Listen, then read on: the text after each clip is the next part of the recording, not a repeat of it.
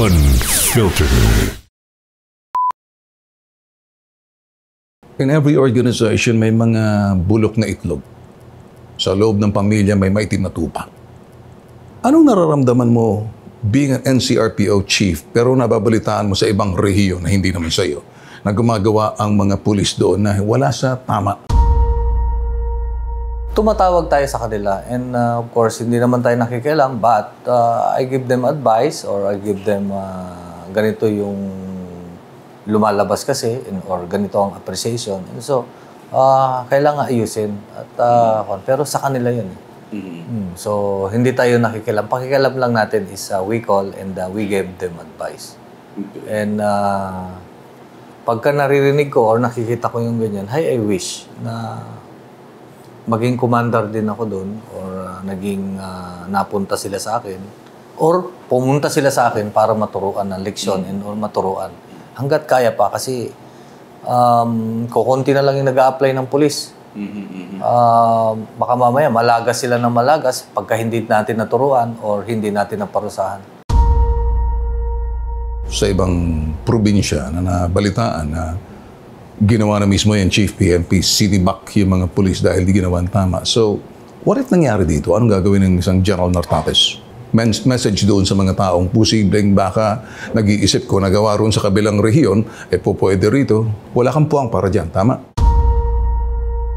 Like here in Metro Manila, in NCRPO, marami na tayong nasibak dito. Latest is yung Pasay. One whole substation in Parañaque, one whole substation in Pasay, isang police station, buong SWAT, even district director. R1, saan na yung case ng SPD? 44. Kunin ko, sir. Sige, paspas. Ano nangyari? Ibibigay na sa kanila, sir. Kaya nga, ano nangyari? Kopya lang ito, sir. Ito, sir. Saan? Saan? You know what is that case? Yeah. Oh, it's a case of a group of police officers raided the house by virtue of search warrant, planted the firearms, and stole the money worth 31 million. And then, nung medyo mainit na, they put it as evidence. So, gumawa na naman ng inventory. It came to my attention when they reported na merong ganito. So, nagalit na ako noon. So, produce the report. But I smell something. Kasi meron pa yung iba because they arrested and then in exchange of 2 million or so and so, ginagawa nila. So that's why nag-ooperate na ako noon. Maski walang complainant doon, gumagalaw ako kasi alam ko mali. I have them relieved. 44 of them. Hindi ito lumalabas pero disciplinarian ka sa loob. Hindi mo papayagan to. The message is, do not do it, in my watch. Yun ba ang gusto mo sabihin? Yes. Lalo na pagka-extortion, wag na nilang pabayaang ma-entrap sila.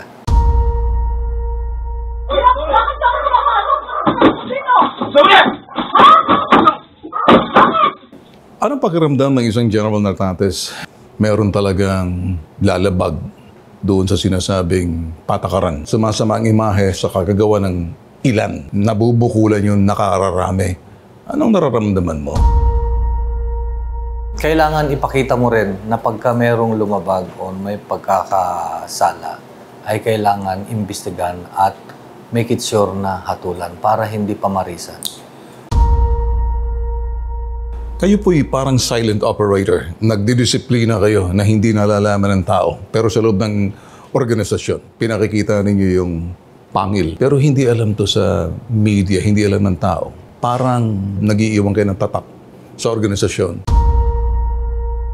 Well, I beg to disagree sometimes or not totally. Kasi paano nyo nalaman na nagtatrabaho ako ng tahimik or shy type, no?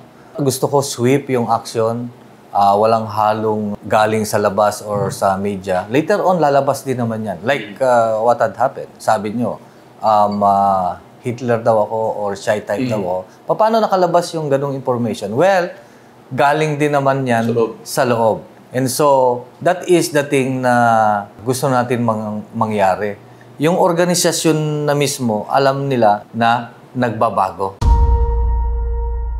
Yung mga chief of police, pinababayaan ko silang magsalita. That is my guidance kasi tinuturoan ko sila kung paano magsalita. Alam niyo kung bakit ko ginagawa yan? Para matuto sila.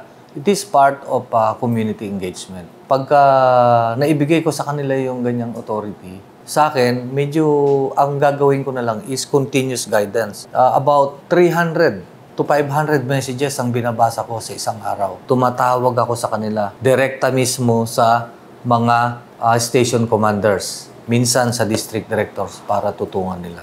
Okay. In that way, alam nila. Alam nyo, gusto ko na rin turuan sila in terms of operation kasi baka kulang yung alam nila eh. At the same time, namamanage ko na rin or nababasa ko yung actual situation in Metro Manila. Tatak nartates yan. I mean, hindi ko nakita sa iba. Ginawa mo ba yan para magkaroon sila ng confidence na humarap to engage sa community? Yun ba ang purpose ninyo? Totoo yan. Kaya nga nung sinabi ko kanina, kung ano yung ginagawa ko ng chief of police, yun din ituturo ko. Noong ginawa ko ng provincial director, yun din ituturo ko. Kaya ako sinasabi sa kanila. And it is effective. Effective, why? Kasi ikaw natututo ka, ikaw ay nakikipag-usap sa community. You're part of the community. Pag magpapamedya ka or magbibigay ka ng information, not only to the media, you give information to the community. Sino yon? Pare, teacher, the local executives, and other force multipliers, and or yung kapartner natin. Salita ka ng salita dyan. Nalalagas na yung the last remaining ng Philippine Military Academy generals. Unti-unti na mawawala sa hanay ng Philippine National Police. Baka ikaw ang pinakahuli or meron pang iba. The vanishing breed bilang the last or the few. Ano ang iyong ipamamalas or legacy sa mga police? Babalik ulit tayo sa pagiging leader. Nung nandun ako sa Philippine Military Academy, it is a 4-year course. From a carefree civilian, I was transformed into a military man. Follow and obey orders and then sunod ka lang ng sunod. Kaya nga, pagka graduation, make it sure na intact yung kung ano yung natutunan mo nun. At kung yung mga naituro nun ay kulang, dagdagan mo pa. Here in the Philippine National Police, marami rin ako natutunan. Lalong-lalo na yung the things na kailangan baguhin. Things that hindi dapat gawin. Okay? Para hindi maging inutil or mawala ng saysay yung mga natutunan ko nun. Or mawala ng saysay yung mga pinaghirapan mo. Like, transforming yung isang unit from isang bulok na unit hanggang maitaguyod mo sila hanggang maging national best unit. Para hindi masayang yon, dapat natuturuan. And yan ang gusto kong mangyari.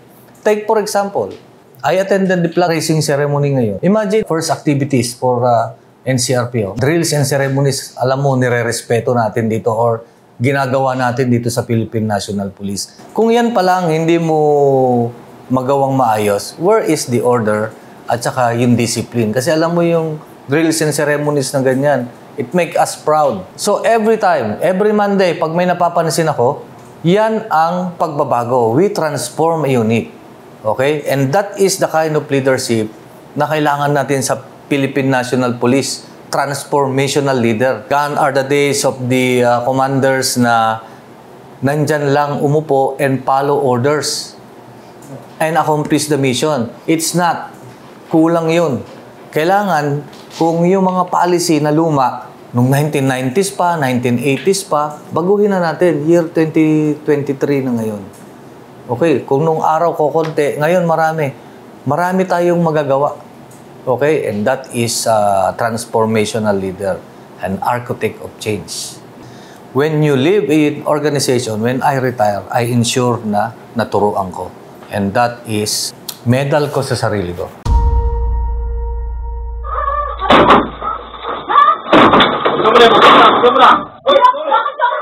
Kamakailan, sinibak sa hanay ng Philippine National Police ang 7 sa 8 pulis ng Imos na pumasok sa loob ng bahay, bit-bit yung mga gamit, nakita sa CCTV, kaya hindi na nagdalawang isip ang ating Chief PNP. And then, except for one policewoman na hindi kasama kasi all she did was doing the frisking. Sa mga ganong klaseng nakikita mo, although hindi mo jurisdiction to, what do you feel? What do you see? Nagagalit ka ba? So pagka nakakita tayo ng ganyan, lalo na totoo, ay siyempre sayang yung pinagpagura natin. Mula kapitan ako, mula junior officer ako hanggang ngayon, sayang. Ibig sabihin, babalik na naman. Kasi nga, it cost the relief of the entire unit, kung entire unit yun. Or the personnel involved. If we look at those sa sinasabing moral compass, integridad ng isang police. Sa palagay mo kaya kung yung police woman na yun, nagsalita na lang, wala tayong search warrant. Pangalawa, baka hindi alam ng ating chief of police yan. Dadalhin kita ngayon doon. Sige, para makita ng mga tao, sino si General Nartates, anong mali nakita niyo ron? Meron na pala siyang nakita, he should follow legal orders. Kung ano yung legal? Huhuli ka ng tao by virtue of warrant of arrest. Kailangan may warrant of arrest at basahan mo ng Miranda Doctrine. At before the conduct of operation, it should be planned, deliberate dapat yun. Okay? Such that may coordination ka, so and so. Ngayon, yung mga procedure, meron tayong procedure doon. Kailangan body-worn camera, so and so forth. Kailangan plan, deliberate. Kasi pagka hindi natin ginawa yun, maraming masasayang na buhay or may masasaktan. Yung tao ba armed and dangerous? So, kailangan mag-prepare ka and you have a plan to implement it. O, kaya namamatayan yung pulis kasi rubo-rubo lang o bara-bara lang eh. In arresting naman, there are circumstances where you can affect arrest without warrant of arrest. Nakakommit sila ng crime, about to commit or actually committing and have just committed. Pero yung have just committed, minsan, nakakalimutan na nila na merong ganun. Kaya here in Metro Manila, sinasabi ko, yung hot pursuit, kasi ayoko ng mga pulis na tamad. Yung pag-conduct ng hot pursuit, a crime had just been committed, plan and deliberate pa rin yun. So, kailangan marami sila. They should be wearing body-worn cameras. At the same time, may witnesses sila. And that's the kind of hot pursuit. Kung pinasok mo naman yung bahay at walang search warrant by virtue of hot pursuit, pwede rin. But i-prove mo na it is hot pursuit. Like plain view, nandun, pumasok. At hindi mo na mapasok dahil may masasaktan, i-cordon mo na lang and then apply for search warrant. Marami tayong procedure. At minsan, kaya ako nagtuturo, sinasabi ko yung turo, minsan dinidikta ka na, conduct hot pursuit, para mabawasan yung mga kriminal natin. But they should follow procedure. Ano bang saysay ng Miranda rights? Maraming hindi nakakaalam, napapanood lang sa sine, sa telebisyon, sinasabi yan. Pag inaresto na, ibahagi ninyo kapag binasahan ka na, sasabihin na ba kung anong pagkakasala mo? Tuloy-tuloy na tinuturo yan, yung bakit tayo binabasahan ng Miranda Doctrine. Of course, ginagawa yan during the conduct or implementation of warrant of arrest or search and seizure and during arrest of a person. Kailangan basahan mo ng Miranda Doctrine. Pagbasa ng Miranda Doctrine is to inform him that he is being arrested and to inform him the nature of the case why he is being arrested. Inaaresto ka sa salang ganito, or pag-commit ng ganito, robbery, or kung ano man yon. At ibigay mo na yung mga karapatan niya at paalalahanan siya ng mga karapatan niya. He has the right to remain silent. May karapatan siyang manahimik dahil yung sasabihin niya ay pwedeng gamitin laban sa kanya. May karapatan siyang magkaroon ng abogado. Bibigyan siya ng abogado ng gobyerno kung wala siyang may produce of his own choice. Again, that is absolute. In violation of that, of course, makakastigo yung mga pulis natin. Ini-ensure natin na dapat gawin yun para yung karapatan niya ay maibigay. Ano ang warning mo pag nilabag na ang karapatan ng mga taong tulad ng sinabi mo, inaaresto? Ano gusto mo sabihin doon sa mga pulis na baka natitira dyan, na parang feeling, puro ka lang salita, hindi mo kayang gawa? Dito sa Philippine National Police at particularly dito sa National Capital Region, pag titignan ko yung record, madami talaga. Ini-ensure natin na yung kaso laban sa kanila ay matuloy. Pero yung proseso kasi minsan, dito na mismo sa headquarters or dito na mismo sa summary hearing officers or sa proseso, merong problema. It's either nakakaligtaan nila, deliberately nawawala, minsan pinapabagal. Kaya dito pa lang, kung hindi maayos yung proseso namin, sistema namin, eh paano? Di commit sila ng commit. Alam mo kung naayos tong proseso na to, hindi ako naniniwala na tuloy-tuloy nilang gagawin yun at hamon yun. Maraming gustong maging pulis. Siyempre, gusto natin makapasok at mabigyan ng pagkakataon yung ibang gustong maging pulis. At hindi tayo manghihinayang pag-aalis nitong mga nakakasira sa organisasyon natin, lalo na kukunti lang sila, ulitin ko ulit. Hindi lalagpas ng 1%. Tuloy-tuloy natin gagawin yan. Hanggat may pagkakataon pa, tumigil na sila, maraming paraan para makita yung ebidensya. Sisiguraduhin ko sa kanila, lalong na pagka napunta sa atensyon ko, ang isang kaso ay papalopin ko at gagawin ko ng swift action. Alam ko marami pa dyan na mga insidente na hindi nakakarating sa akin. Sila nagtatakipan. Malalaman at malalaman ko rin yun. Kung ilan ng chief of police ang naalis natin, meron na ring district director. I hope they will learn their lesson.